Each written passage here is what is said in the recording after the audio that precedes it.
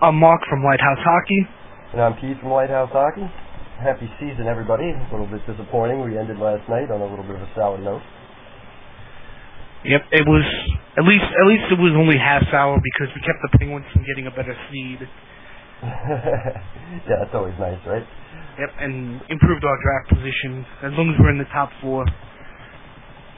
Now we're in the top 4, right? And unfortunately, our overtime kind of cost us being top 3 on Friday night against the Penguins, because Florida has a tiebreaker on us, and they finished 1 point behind. So, blessing and curse, right? That's not a problem with me. Florida gave us Grabner; they can have the little bit higher pick. Yeah, I guess, right? That seems fair. Seems fair. One Florida. I actually looked it up because so DiPietro goes out. He goes out on a 4-game losing streak with 16 goals against in those last 4 games. But once again, as much as he screws up too, the defense didn't help things with the ATO, the rookies, and everything else. As Montoya also went out on a bad streak. He lost 3 of the last 4 games and gave up 12 goals against, including in his last 2 games he gave up 4 goals in each game. So. Yeah, but the 2 games before that, I have to feel like, listen, anytime you keep another team under 3, you should have a very good chance of winning. Now, in those games, our offense ran it a little cold, right? Didn't we lose 2-1 back to back? Yeah, he lost one goal games back to back to begin with. Yeah, and as time goes on, look, all these guys are playing with basically the same patchwork defense. And actually, earlier in the year, they had the better defense, theoretically. When Eaton and Motto were here, and Amac had come back. Those guys were playing with allegedly the better defense in front of them, and Montoya's come in and played with pretty much worse defense and done better. I can't continue to. Well, it's not that I've ever really started, but I can't support the whole DiPietro thing. At this point, it's just not luck. It's just not luck. I'd like to think it is, and have him get back to some kind of form, but it's just not happening. And the errors are preventable. The first goal last night, again, was, because he was touching the puck and not paying attention. And obviously I'm outside Philly, so I was watching the Philly broadcast last night. Even they were completely shocked that he still plays the puck because he's, like they said, and they're right, he's good for 1 big error a game at least. Yeah, at least.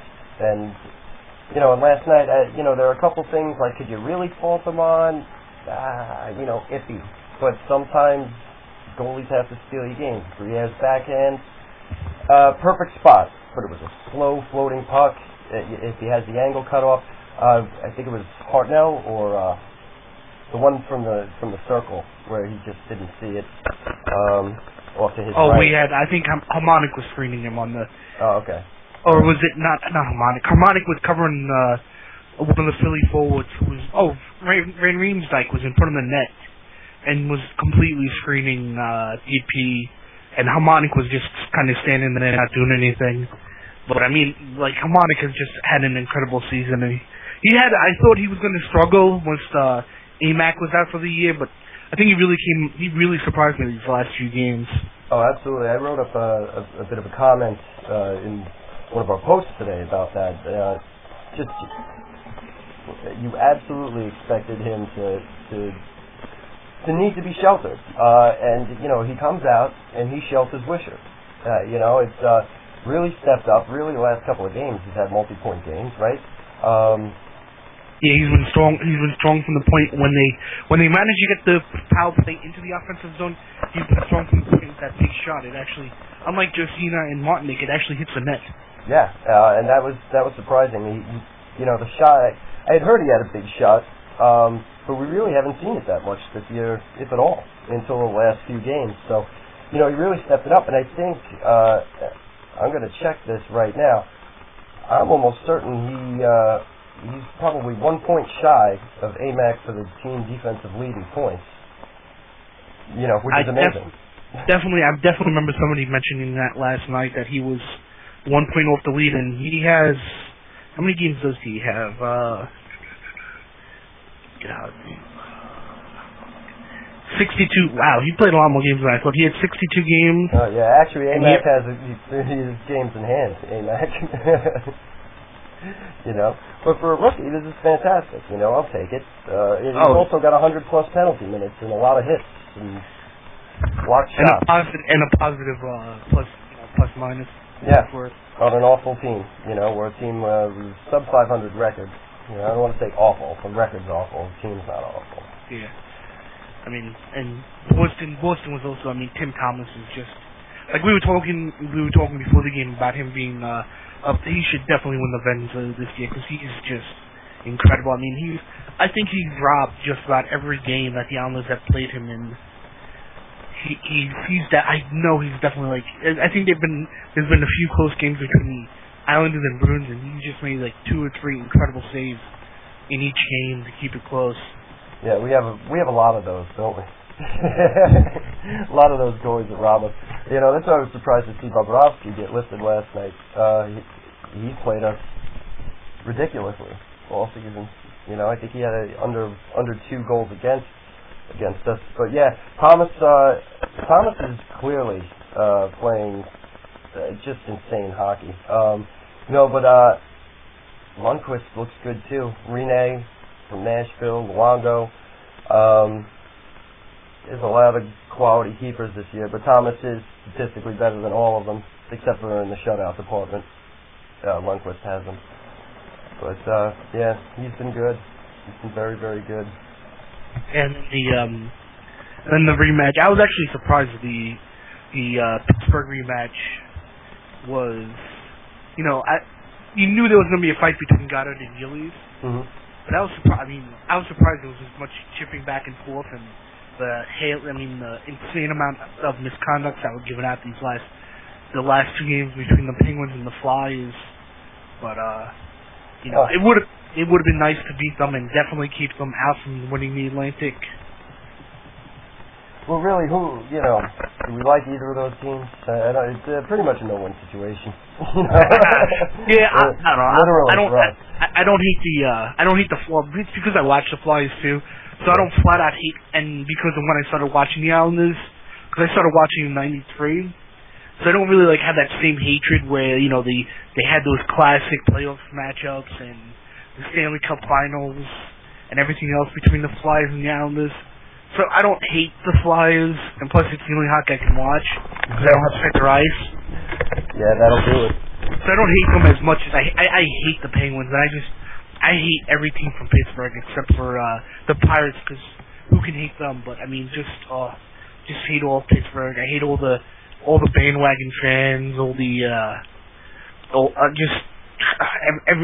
every player from Pittsburgh. Just can't stand them. Yeah, I'm not a huge fan either. And yeah, at least we keep Pittsburgh out. I'm a bit more of a fan of Philly, but they drive you crazy too. It's anybody that we have that much of a hard time beating. Yeah, is going to generally not care about But I'd like to see them meet each other and beat each other up in the playoffs. Certainly, I'm sure it would be a great, exciting series. And I don't know if you heard this tidbit last night. I don't know if they did it on the Islanders broadcast, but Martinic and DiPietro were the only Islanders on the roster who had 1 game in Philly. Yeah, that's amazing, isn't it? Oh, yeah. Absolutely amazing. It's amazing DP was healthy. Well, either one of those guys is healthy. Right? But, yeah, it's been a long, long time. But you know what? Like we had said, last night looked very good. I mean, they really battled back. And what are they on? They're 9th through 14th D-men at this point. It's tough. It's really, Martinez, only guy with any amount of experience. Everybody else is basically under 60 games. Yeah, except for wait, no, Hillen is still out. That's right. I keep forgetting Hillen. I keep forgetting what's wrong with Bruno too, for that matter, because I don't remember ever seeing an injury, but he just disappeared. He wasn't. Oh, Bruno's not going to be in for a game. Here's Dylan Reese. It's like... Yeah, I get the sense it probably wasn't released. I don't really remember either. I'll look it up right now. I wouldn't even worry. I wouldn't even worry about it. Just Islander. We'll put it down as Islander face again. Yeah. Good chance. Oh, a foot injury. Oh, okay. What it was. I think did he go down? I think they might have decided to just keep him out because I remember him going down the same time. But he called up Wishart and Reese at the same time. Right. So I think they might have decided to keep him out at the same time as Donald went out. That might have been, so that was March 29th. So the 28th, whoever we played on the 28th of March. So he's been out a while. Oh wait, no. You know what? I'm wrong. Oh wait, no, I got a weird site here where they're throwing things up here, how he did in the game, but he didn't really play. So, yeah, it's been a while. I do remember the foot injury to some degree. It could have been a Chara shot. That rings a bell. Yeah, well, I'm just saying, it wouldn't surprise me if he had lingering, if he was playing through injury for the last, month or so, and they decided to shut him down for the season as well. Right, yeah. And actually today, Katie Strang had tweeted that, good news for Kanopka, he's not going to need surgery. So I guess he was playing through some significant stuff, but he was recommended to have 6 to 8 weeks of bed rest or something to that effect. I guess, trooped on, but pretty nasty for him. Yeah, especially if you need to stay in bed, is what the doctor tell you. Yeah, for 8 weeks, right? That's not good. All I'm picturing is, as we mentioned before, that Kanopka and Parento both rent an apartment together. So all I'm picturing is Parento, Kanopka has a little bell and Parento comes running in to help him out whenever he needs it. Yeah, right. And then he's yelling at PA to make sure he's taking care of Hoppy right. Exactly. Oh, that poor rabbit. Well, poor rabbit's, again, he's eating better, right? I guess PA could kind of hire somebody to come in. I'm sure that's not a poor rabbit at all. I'm sure it's one of the toughest rabbits around. Probably go somewhere winning a cockfight. Excellent stuff. But so he also said today, Kanopka, that he does want to stay here. That's sweat and tears. That they've laid out, want to build and all that stuff. I really can't see anybody who's, unless they go out and sign somebody, I can't see who's gonna replace him. I mean, not just the face-off specialist, but he's a player like Haley who fits perfectly in the fourth line role, and you're not gonna give fourth line minutes to somebody promising, except for Matt Martin for some reason. And he does all right with that in the spot scenarios where you use him. Yeah, that's a couple of seasons ago, and even at the beginning of this season, we had the idea that our first and second liners aren't mature enough. We kind of have that now with the fourth line. There was always concern like can they get it done? Can they be consistent? And this year, well, at least the second half of the year, they developed to be consistent on first and second line. And always we'd have basically a bunch of third line guys playing in various different spots, hoping they develop. So we kind of finally have that. Now we're back down to the fourth line being a bit on the immature side as far as I'm concerned. Now, Martin is 21 years old. Haley's 25, but he's not a heavyweight. So your fourth line, and again, the way things are, and what we've seen with some liberties taken on our players this year, I feel like you need a heavyweight. Kanopka's not that good of a fighter. I don't know how much of a deterrent he is. I mean, he'll fight anybody, but winning is a different thing. But he'll take the beating whatever has to be done, the guy does. And I like that. I like the face-off stuff. He's not a big points guy, obviously. You kind of wish you could blend that whole line into one guy, and if you could take every good attribute of Martin, because then the guy would be a complete hockey player. You'd probably put him on the first line almost. So you know what I mean? I don't know. Face-offs and Haley's speed and Gilly's fighting and Martin's hitting, you'd have like the ideal fourth liner. I think you're underestimating Martin a little bit. I think being 21, I think he's promising, but I would like to see. I mean, it's going to be between him and Joensu to see who gets that. Who plays winger on the Como Bailey line. Right. And I'm kind of leaning towards Martin getting it, although Joensu's been strong. It'll be interesting to see who's kept around too, but I think Martin's promising. He's probably going to be off that line next season. Oh yeah, I think so too. But my point isn't so much his hockey skill, or I don't want him fighting Boogard. I don't want him fighting Shelley. I don't think he's ready for it yet. That's the thing, and that's why I would almost like to see Gillies. I do want to see Gillies back in some capacity, not necessarily playing every night, but there's going to be nights where I'd like to have him around in the lineup, or as a healthy scratch and play around with it, because we're getting Hunter back. Your fourth line probably shouldn't be Konopka, Hunter. There's going to be some level of toughness that we're going to need, and like I said, those guys don't necessarily complement each other very well. You can't get the perfect guy out of them. So I don't know. It's a toss-up for me. I won't be overly disappointed if either he, Konopka, or Gillies go. But I do think we need some level of toughness. A lot of people will tell you, well, they're very replaceable. By who? It's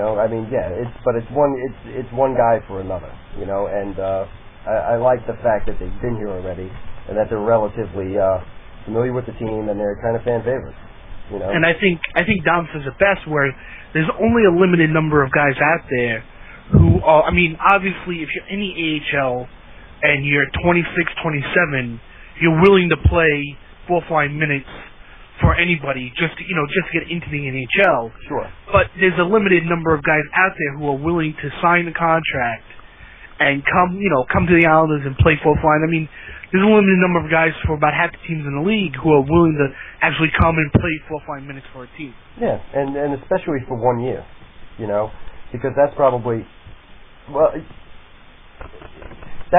all you're going to get out of Gork Snow at this point. He does have kids in the system that he's going to bring up. So to come for 1 year for basically an almost entry-level contract, or a very league minimum-ish contract is probably not going to happen.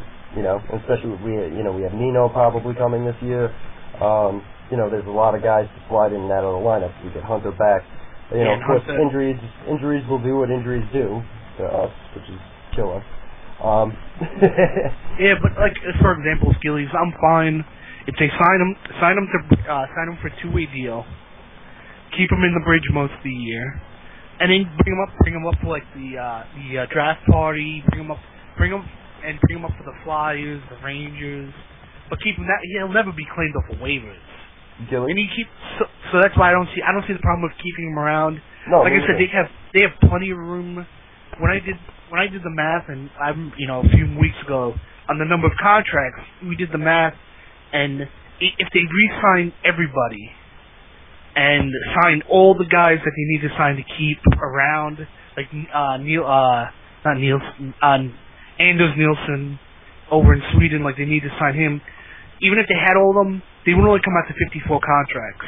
And we know, Doug Waite is going to retire. We know Joel Martin is not going to get an NHL contract. Nathan Lawson's not going to get an NHL contract. So we have plenty of room that Gillies isn't going to keep anybody away who's isn't stealing a contract spot from somebody younger, somebody with more potential. No, and you know what? Honestly, with the way things look now at Bridgeport too, they don't really have an enforcer type player on their roster either. Yablonski hasn't played in a while. I'm certain he's not going to be re-signed. So Haley's been out of there. So there's really nobody down there either. I think this Bidlevsky kid kind of stepped into that role a little bit with his one-punch knockout.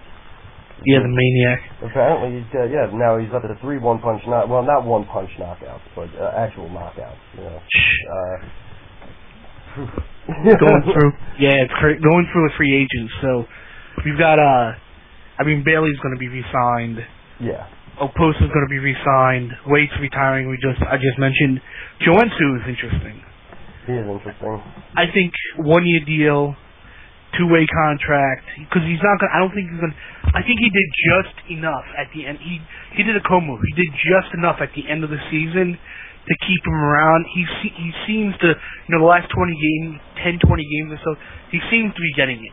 He just seems like a late bloomer too. He does seem to be getting it. What I had mentioned earlier on in the week on our site, on Lighthouse, that he really credited Doug Waite's little stint behind the bench a little bit for that.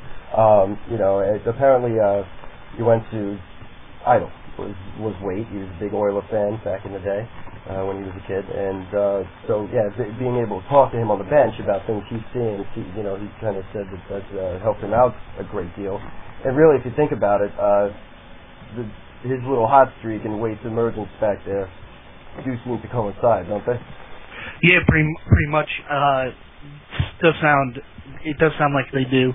And plus, once again, you also have the problem of Bridgeport, like I mentioned this morning, is that there were a lot of youngsters being asked to do a lot, especially when Joensu, who's led the team in points the last 2 years, was called up. Right. So at the very worst, even if he doesn't stay full-time with the Islanders next season, he's still going to help because there's going to be even more youngsters coming into the system in Bridgeport, and he can help down there.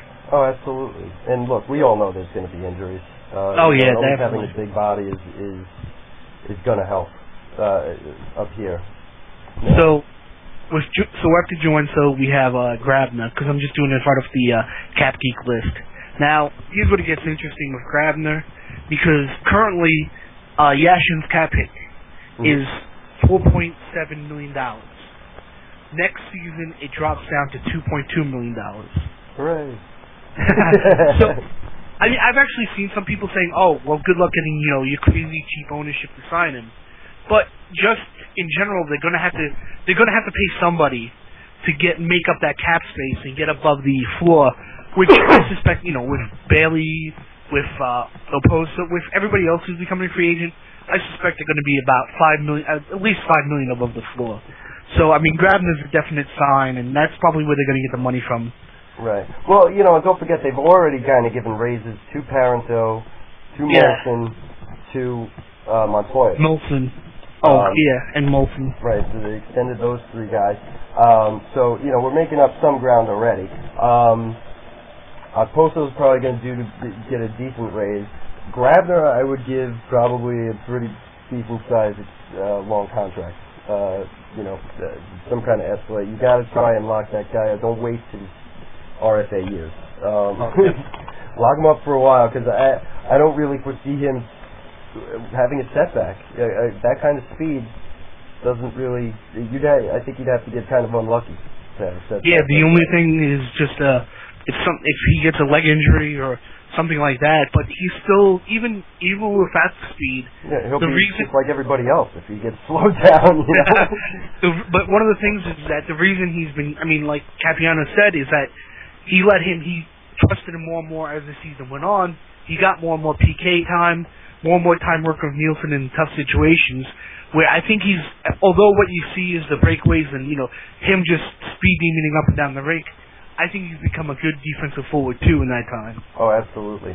Absolutely. Great defensive forward. I just double-checked. The payroll with who we have right now, which is 16 contracts, is $31 million. So they're going to be looking to make up about at least $9 million, probably more than that. Right. Now, what do you do with Bailey? You hope that Bailey Como works out. Well, what do you do with his contract? Oh, his minimum raise? Yeah, you have to give him, to qualify him, you have to give him 10%. 10%. That's right. Just don't quote me on that in case I'm wrong. But they're probably going to, might as well $2 million. He's making $1.7 million now. Give him $2 million, 2 years, and just keep him. See how he does these next 2 years. He's still so young. $2 million per?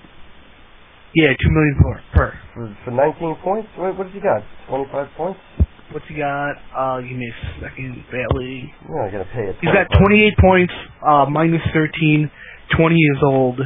Como, who's been playing with him for most of the season, has 40. Wow. Como, I didn't even realize that. Como has 46 points and is a minus 17. You give Bailey $2 million, you're looking at giving Como 4. 3. I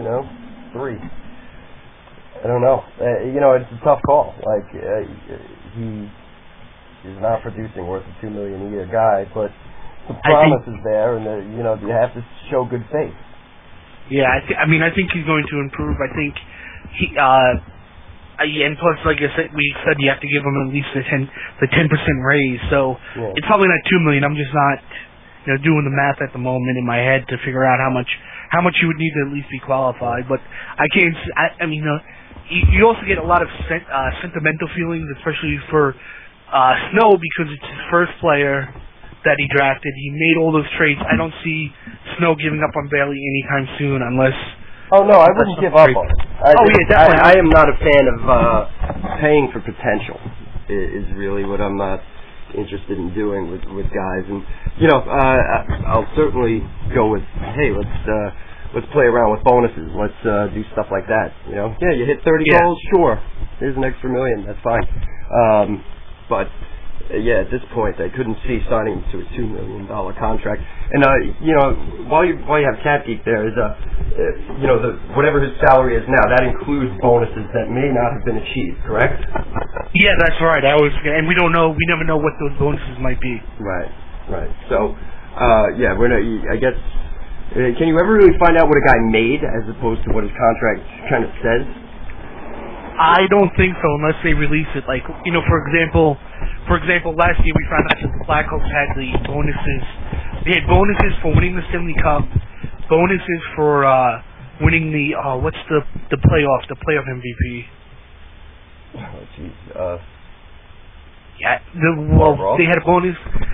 Toes and Sharp, I believe, had bonuses for winning the Stanley Cup and for winning the playoff MVP, which one of them won the playoff MVP. They both won and it actually put the Blackhawks over the cap because they had already used the cap cushion that you get for bonuses up. Right. So usually, unless something like that happens, you won't find out. Okay. Martinick's the UFA. I think you have to keep him for at least one more year just because of the injuries. Right. Wishart's been amazing down the stretch. He might not make the team off the bat next season, but he's definitely somebody you keep. Yeah. It's interesting though because he's making. Oh no, that was just my eyesight. I thought he was making $2 million. Mateau. I see Mateau getting bought out. I hope so. Apparently also something was said the other day that he's not recovering vision too well, or something to that. Yeah, I think we mentioned that last week with we definitely mentioned that last week that he's lost some vision in his eyes, and given that he's old, I mean, if you want to be fair to the guy, waive him, send him down. If you want to be fair to the guy, because I always felt, I don't know if you remember McLennan. The Islanders didn't qualify McLennan after they found out he had that disease after the lockout shortened season. Okay. And I always felt bad that they didn't at least give him a chance to come back. And if you want to be fair to the guy, I mean, I don't think he has a two-way deal. Let him make $800,000 for the year in Bridgeport at the very, send him through waivers, send him down, see what happens. Oh wait, if you buy him out, you give him the money anyway, so it doesn't matter. You spread it out over a long period of time. That's not a really bad cap. Yeah, it would just be $400,000 next 2 years. Yeah. Bruno. Yeah, can't do it. We have kids coming into the system now. Now that we've brought up, for me, Bruno was going to be riding the shuttle at best anyway. Next season, when you have a healthy Strike, healthy AMAC, Hammonick's not going anywhere now. You got guys pushing up from the bottom like Wishart, Justina, Eaton, Hillen, and Hillen played very, very well towards the end of the season. Night and day from his first half. Bruno was basically going to be in the press box or back and forth between Bridgeport anyway. Now you have, well, you may be getting to Hahn. You've got Ness out of school. Donovan. Kessel's undecided, but, coming around. Kotick. Bridgeport's almost full. So unless he wants to be a jackalope, I don't know what to do with it. And there's no, he's got to be signed to be traded, which he's not. Well, he's the RFA, so you can trade him. RFA. Okay. Yeah. Like technically, you can like I don't know if you remember the trades last season. You can trade somebody before they become a UFA, and all you're doing is giving somebody the rights to negotiate with somebody before they become a free agent. Right. The trades with I think Nabokov got traded to the Flyers, almost got traded to the Flyers, and Turco almost got traded to the Flyers. That was the other one. Or did. There was a couple of plays like that. Right. My thoughts on Bruno is it depends on Reese. Now, I think we both agree that Bruno is better than Reese. Yeah, I'll go with that. Witan's the captain currently, but I'd sort of be surprised if he's brought back. He's going to be a free agent too. If he's not brought back, then having Bruno if Bruno accepts the deal. If he goes to arbitration, he's going to lose. So if he accepts the deal where it's a two-way contract again, and is willing to play for Bridgeport, maybe even be a leader down there, maybe he can help some of the young guys out, because you're going to need a veteran presence down there, especially if Watan isn't brought back. Mm-hmm. It wouldn't be that bad if it was Bruno, but I wouldn't offer him more. I wouldn't be surprised at all if they didn't offer him anything and just let him become a UFA, and then they offer him a two-way deal. Yeah, that is a possibility. But look, you're talking about a young guy who probably does want to play and probably could play on some, at the 7C on somebody's team. Yes, we had Freddie Myers sign last year, and there was supposedly rumors that a team was interested in signing Bruno. Trading for Bruno at the deadline. Yeah, and honestly, I can't see getting more than a fifth rounder for him. Definitely nothing more than a fifth rounder. Yeah, nothing. Oh, definitely. He just doesn't fit right now. It doesn't seem like, Jack Hillen is an RFA. I think we both agree keep him. Yeah, at least 20 more year. Yeah, good wheels on that kid. He really did turn it around quite well and started hitting too. Became a little bit of a terror out there. Got himself beat up by Kavinsky a couple of weeks ago for throwing a hip check. But he really turned it around. I was surprised. I was down on Jack. Same here. Season. Hard not to be. He wasn't playing great, but some of that with the system change and the flexibility seemed to open him back up, and he looked good. So yeah, I would sign him. He's RFA also, right? So mild raise, keep him. Oh, and it's the Conn Smythe. Thank you, Metal Coconut. That's the yeah, nice radio show, guys. Yeah, no. Well, it's been so long since I've seen the playoffs because I stopped watching the Islanders for a couple of years.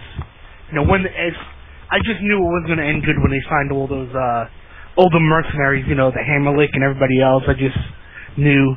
All right, so now we're down to the Bridgeport guys. Robin Figuerin. I can't remember if it's Figuerin or Marchenko. One of them, I think it's Figuerin, is pitching that he wants to be in the NHL, and it's probably not going to happen. He's going back to Sweden. Marchenko, I'd be... Well, stamp your passport. Yeah, Marchenko, I'd be surprised if they didn't bring him back, because once the team was just such a mess. Dustin Cohn, I don't think they're bringing back Dustin Cohn. He hasn't seen the NHL all year this year, and we have too many defensemen. Yeah, a lot of guys passed him by. Yeah, definitely. Dylan Reese still got called up. Yeah, that's what you kind of have to look at. Cohn, he was second in line to be called up last year behind Kotick, and then you both got hurt to call up AMAC, and now this year, you had Wishart, you had... Well, he was probably him, Kadek, and Reese were probably 1, 2, and 3. Mm-hmm. But he went down. Him and Cohn and Kadek both went down at the same time during the AHL.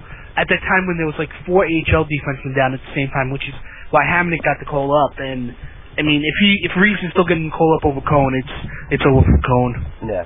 Yeah, and what was he originally? Like a 6th round pick, also. No, he was 3rd round, I believe. Was he that high? Jeez. Yeah, he was. I think he was the top. That was the year we traded for Ryan Smith. I believe he was the top pick in the draft for us. Ooh. Yeah. Well, and he's done very little. His stats even at Bridgeport aren't that good. Another guy that just doesn't fit. You have incoming promise, and I think they'll probably try and get some kind of free agent or two for Bridgeport next year, or try and convince Gervais to take that demotion or motto.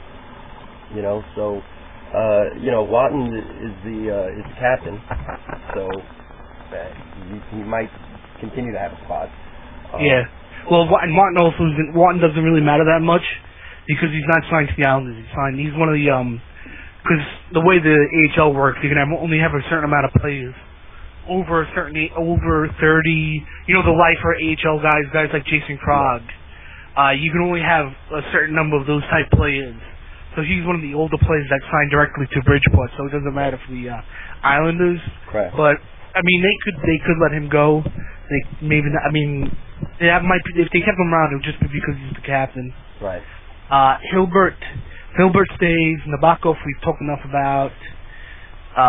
Well, we didn't mention that he lost his first start for Russia, and that the Islanders did allow him to play for Team Russia in the World Championship. Yeah, it was probably better off. They were probably better off just letting him. I don't know. I'm still of the opinion that just let him. Don't pull his contract. Just let him go off and be a little crybaby with somebody else. Mm-hmm. Goalies aren't getting that much. Goalies are not getting traded for that much anymore. We saw it with the Elliot Anderson trade. I mean, even Wishart for Dwayne Rolson. I mean, Wishart at the time seemed like an underperforming former first round pick. Yeah. Well, and of course, given the state of Islander openness, we're never really sure what those things are. We got a tweet out of Katie Strang. Oh no, actually it was out of Dmitry Chesnikov saying that the Islanders had allowed Nabokov to go. And then later on, there was a tweet from Arthur Staples who asked DiPietro about what it would be like with a 3 goalie rotation, and DiPietro said, "Well, who's the other guy?" or something to that effect. So you wonder if who is fitting into those plans. Of course, it could be Kevin Poulin, and it realistically could be Nabokov. If they did make some kind of arrangement, like I'll let you play in that championship if you make sure you're here next season. Not that worked the first time, so we can see about that. Then we know it's not going to be a 3-man rotation. They're not going to keep Nabokov around. Poulin and Mikko are both going to be in the AHL, splitting starts. It'll be Montoya and DP in the NHL with somebody in the ECHL again, just in case anything crazy happens. Let's see, who else is? Well, the rest. Rob Bizet probably stays again. He had a decent enough season. Joel Martin probably gets signed to the ECHL team again. Yablonski's gone. He had something weird happen with shoplifting. Paladin. Oh, he wanted to... No, that was just a strange story. A strange underpublicized story, and it's just... kind of got swept around. Well, he's a goon in the AHL, gets minimum time anyway, so... And Colleton really did have a great season. And he had a good time. He played well for the Islanders too, so I don't see why they wouldn't keep him around. Yeah, and he really him and Rakshani really kind of clicked towards the end of the season. There, each of them threw up multi-point nights. Yeah, that first line for a while was the only line doing any scoring. So, and then Nathan Lawson, who's, I mean, maybe they sign him. If he doesn't, he's an AHL goalie, so he'll probably get another contract in the AHL. If not, then maybe they keep him around. And actually, Kamalazoo is actually going out. Aren't they? They're done, I think. They're closing his franchise. Yeah. So whatever happens from there, it's kind of happened to us once before, that where if there's not another team that we could take over, that we split the prospects up, right, and spread them all over the place. Probably wouldn't be good for chemistry, certainly, but didn't we do that once under the Milbury regime? I think we had talked about that. No, the only thing that happened was the only thing I can think of was was that we were at first we didn't originally have an AHL team. We had an IHL team. Right. Like the Utah Solar Bears or whatever they were for a time. Right. So we always had an IHL team, and they also had the difference. That's why Rick DiPietro was able to play in the IHL, okay. I believe. But when we were finally forced to get an AHL team, because the AHL bought the IHL, we were sharing the team with the Kings at the time. And the Milbury was complaining that the Islanders prospects, which included DiPietro at the time, weren't getting enough ice time, so he ended the agreement with the Kings. Called up some prospects, including Krog and somebody else got called up, and he scattered the rest of them like all over the place. Right. Yeah. So who knows going forward? Do we even have a team? If one team goes out of existence, does another have to pop up? I mean, it's I think a lot of the NHL teams have sort of have deals with multiple ECHL teams, so they'll probably find somebody. Right, but you have to have an even number of teams, right, to make a schedule work. Oh, even number of teams, sure. So I mean, I don't follow the ECHL, so somebody might be coming, somebody might be going. Right. So we might have multiple teams leaving the ECHL for all I know. Right. Cool. But at the very worst, we have somebody coming in, a special guest. Let's see if I can get him in. Hello, Mike, are you there? Oh, it's calling him still. We have Mike coming in. Oh, Mike, you gotta shut up the stream. Okay. Yeah, I know. Okay. There we go. Alright. So, yeah, that's everybody with the UFAs. Let's see. Now, here's the big question, I think. Do you think the second half of the season was a mirage, or was it the team legitimately getting better as the season went on, the youngsters getting that much better? I mean, I don't know, I feel like I've seen it a lot where the Islanders have that November/December swoon, and then January, February, March, April, they play much better.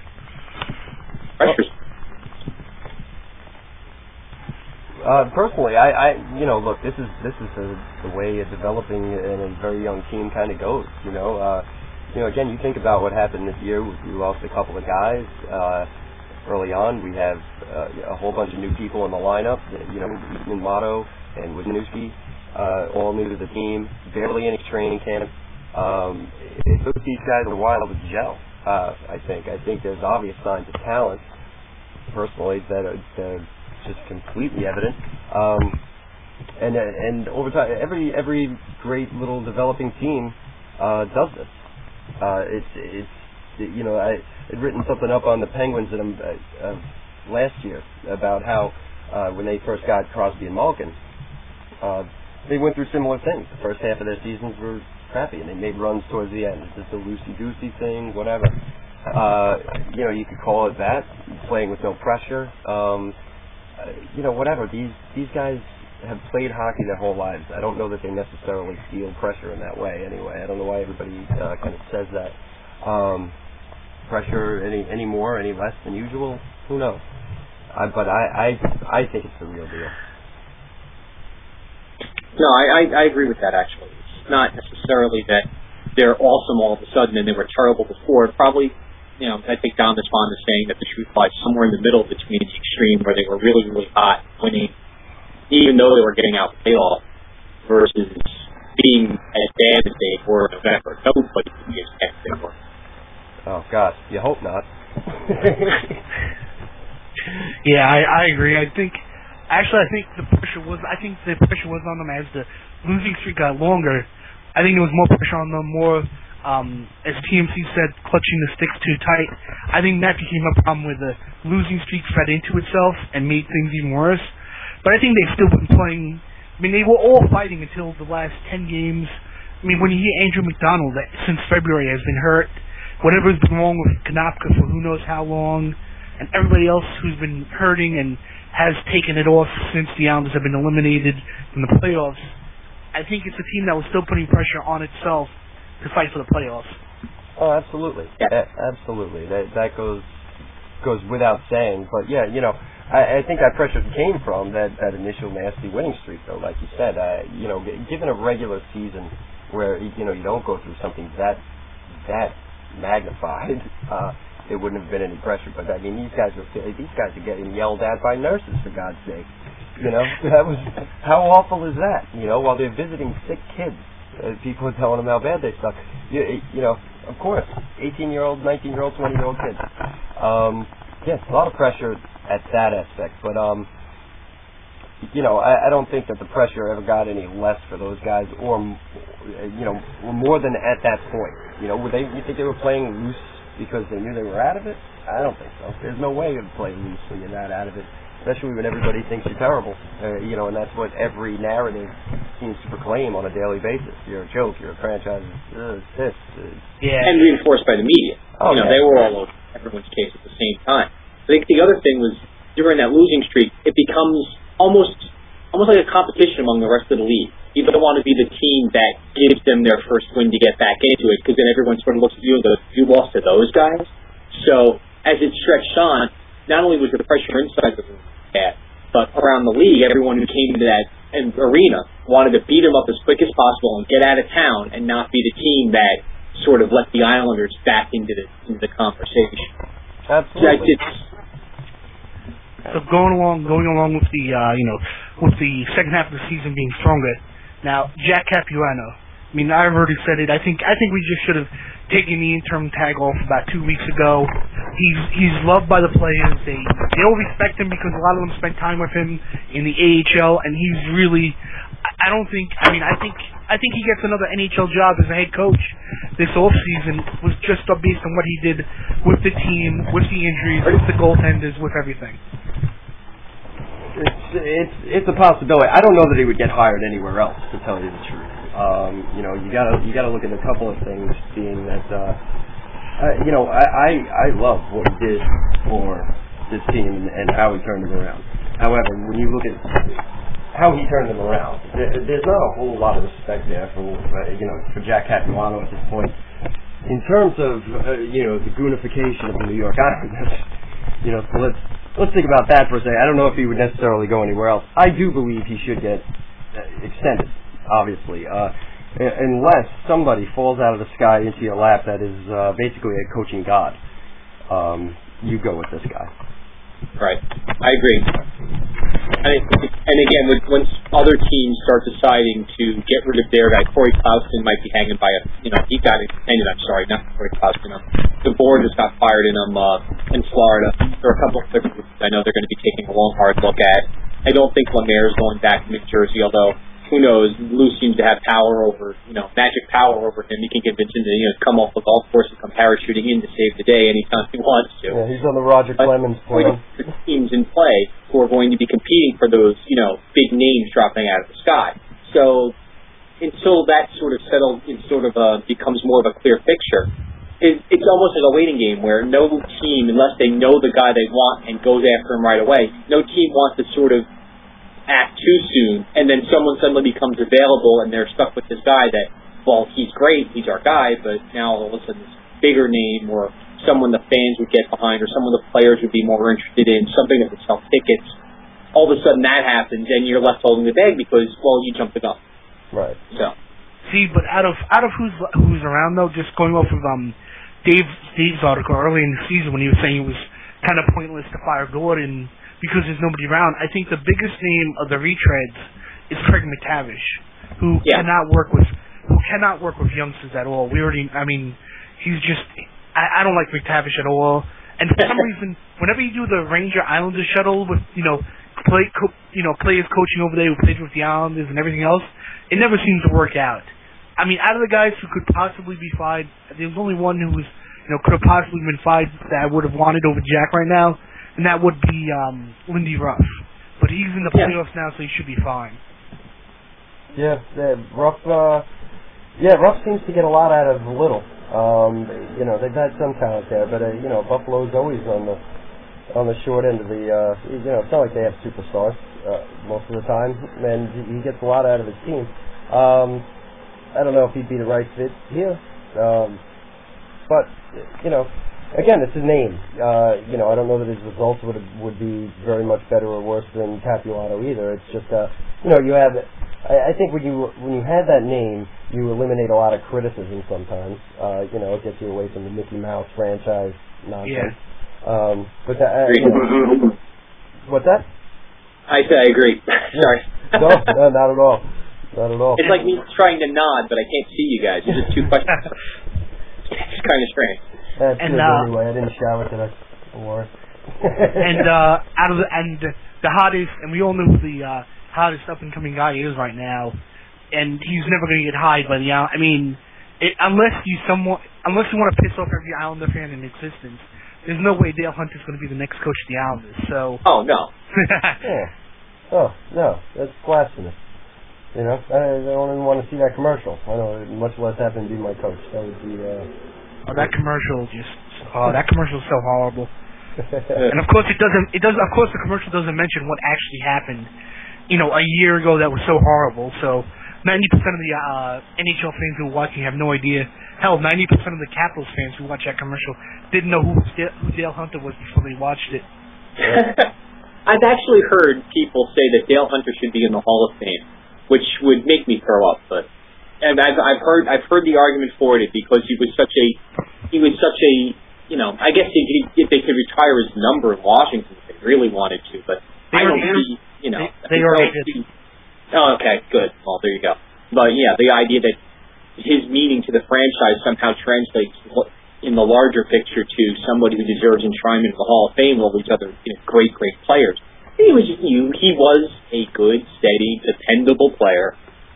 You know, dirty as heck, but on top of that, but yeah, I mean, he wasn't by any means. He was one of those sorts of players who you sort of almost like Matt Cook now, except with more skill. Is that you look the other way when he does horrible stuff like that because he's your guy, he's your guided missile, and so you make a lot of apologies for a player like that when you are a fan of his team. Whereas when you're on the receiving end, there was a clip that I think Down Goes Brown actually put this on one of his posts, and I managed to look at it. I remember being struck because it was after Pacioretty got sent into the stanchion by Zdeno Chara. There was a clip of stanchion hits from talking about going back into like the mid-'80s, and then rookie Joe Nieuwendyk of the Calgary Flames got blown up by the stanchion, and the man who guided him in there, he stood out like a green light, like a stoplight in a cornfield. It was Dale Hunter, and he didn't just lead him in there. He actually had his hand in his head and sent him face first into the stanchion. It was horror. 1987, I think it was. It was horrifying. So I mean, this is a guy who's been doing this for years and years and years and years before even the Turgeon hit. But he's beloved there because he's their guided missile. He's their guy. Yes. But yeah, remember Hall of Fame for the whole league. I think that's ridiculous. And if you tried to make him the head coach of the New York Islanders, they wouldn't even burn him in effigy. They'd burn him. They'd skip the effigy part and just go storm the rink and drag him out. It would not be fun. But remember, with Turgeon, he was just finishing his check. Yeah. The minute after the goal. Later, but he'd been in the clubhouse. Oh boy, yeah. I get the Hall of Fame worthy. I don't know. I'm not generally. Yeah, he was kind of dirty. But he did the numbers kind of support it. But yeah, the dirty. It'll be interesting to see in the next few years because of who's up for the Hall of Fame. Now I don't think any of these three guys should get in, but they all have very similar numbers. They all missed big portions of seasons or seasons altogether, and that's Yashin, Lindros, and Bure. And I don't think any of the three should get in, but they all have very similar final games played, final number of points, and Bure has that absolutely insane, I think it was a 50-goal season in 99 or 2000, with clutching and grabbing Devils at their best. but I don't think any of the three should get in at all. They just don't have enough points. They don't have enough games played, and except for Bure, they all miss games because of their own stupidity. That's a tough one, especially when you have memories of them like we do growing up. They're not just numbers. You also remember the sorts of things they were able to do. Bure was insanely, but yeah, I agree that, the longevity issue definitely hurts. Yeah, that's a Tiki Barber problem, right? I mean, I actually bought a Vancouver Canucks jersey because of Bure. He was phenomenal. And those guys, like Don Mattingly, Tiki Barber, for New York fans, yes, great careers, very short-lived. And what do you do with that? But those guys are absolutely phenomenal. I wouldn't be disappointed, I don't think, either way, in the Hall of Fame for taking them or not taking them. Honestly, I believe they should be in. They were different kind of players. Who had the speed and scoring of Bure? Maybe Ovechkin. Lindros, that blend of power and scoring and toughness. Geez, they were incredible players. I would vote them in. I'm looking at Bure's numbers now, just doing the whole stat move thing here. 260-goal seasons, a 59, a 58. Yeah, he's never mind. But again, in between that, you have a lot of, I only played 15 games, I only played 11 games. The one season that I think you were talking about, Bart, he went to Florida. The 2 seasons before he scored the 58 and 59, led the NHL both times. He only got to 11 games with Florida in 98-99, scored 13 goals. Man, and it's... Again, this is the sort of guy where if he stays healthy, and then at 31 he's a Ranger, and then he's gone. Well, he doesn't even go back to Russia and play. He's just gone, and that's. I will notice that one thing in hockey, less so than in other sports, the longevity issue. Like baseball, you have to. It's actually a requirement. You have to play 10 seasons in Major League Baseball in order to even be eligible for the Hall of Fame. Football, because careers are so short, it doesn't seem to be much of an issue. But in hockey, and they will vote in a player who is sensational over a short period of time. So it'll be interesting as far as Bure is concerned, whether or not they'll look at those and look at his obvious skill, especially because there are very, very few 60-goal scorers in any time, much less in the dead puck era in the height of just at the turn of 99-2000 season. He's scoring 58, 59 goals each, and the rest of the league is turning into a pool of quicksand. Yeah. So that'll be interesting to see. I think the only thing that kills Bure is, and it's the same thing that kills Lindros, is and Yashin too. I mean, especially even if you overlook the kind of shortened careers and missed games, is the lack of playoff success in having a cup. I think he only got to the one finals with Vancouver. With Vancouver, and then following that, the team absolutely collapsed under the genius of Keenan. And then the Panthers. I think the Panthers made the playoffs once or twice with him there, but he wasn't there for the good run. That's true. He was there. I think he had two playoff series with the Panthers, and we know his time with the Rangers, he didn't make the playoffs at all. Yeah, I think it was only one season or 2 seasons with the Rangers. I mean, it was very short. Yeah. So he had the half season after he got traded away from Florida, and then 03 with the Rangers, and that was it. Yeah, and I think that he didn't make the playoffs either time there. And with for example, because it always comes up with Clark Gillies, is that his shortened career, but he still had 4 Stanley Cups. Right. And I honestly. I have a slight beef with that just personally, because I mean I've shared it on Lighthouse, my own experiences with that, and being a goaltender, it's easier to scapewagon me, I guess you could say. But you look, and he made the playoffs with Vancouver often when he was a younger player, and then when the bottom dropped out of the team, I mean, he's still scoring 50 goals with them. And then going to Florida and scoring 50 goals, and they're not making the playoffs. I mean, he can't also make the saves. He can't also have, 80 assists. I mean, it wasn't that sort of a league anymore where you could just have 140 points just because you were an amazingly creative offensive player. And he was never really the best passer anyway. He was more of a pure finisher. Yeah. But how much more can we expect a guy to do than score 60 goals in a dead league, lead the league in goals each of those 2 seasons, and what are they supposed to accomplish?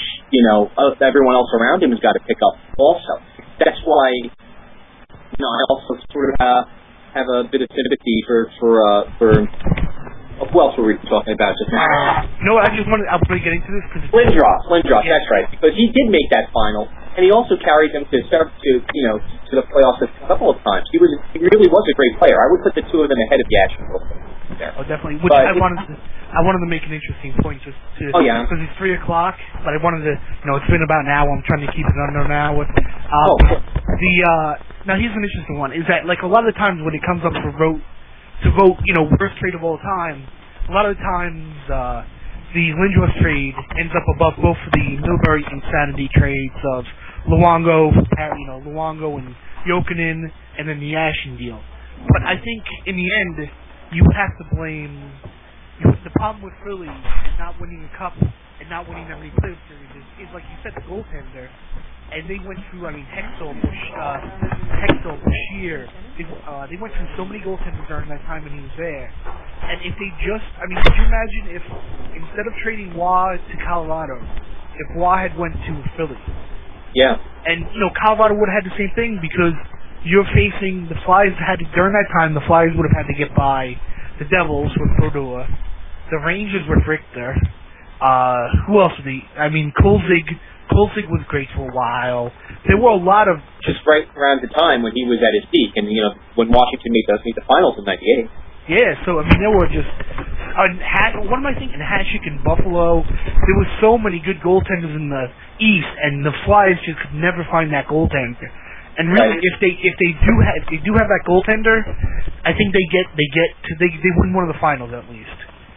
And I always wonder what they would have done if they'd been able to go out and get someone like Curtis Joseph from I don't know if he was in Edmonton or St. Louis at the time, but he bounced around a lot. And if the Flyers had jumped in there and tried to pick him up, an underrated goaltender and a guy who could steal a playoff round for you and played on some terrible teams and got him into the playoffs years, he faced millions of shots behind some of those defenses.